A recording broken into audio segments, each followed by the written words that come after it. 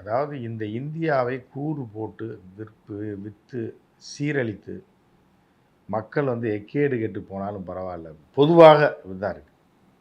ஏதோ ஒரு மதத்தை கொண்டு வந்து எங்கேயோ புகுத்தி சம்மந்தமே இல்லாமல் அதை வச்சு கலவரங்களை தூண்டுறது. புரியுதா உங்களுக்கு?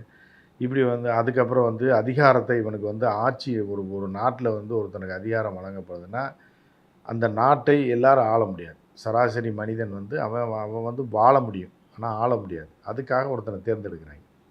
தேர்ந்தெடுத்து ஒரு நாடு ஃபுல்லாக வாக்கு போட்டு ஜனநாயக முறையில் ஒரு அரசை தேர்ந்தெடுக்கிறாங்க.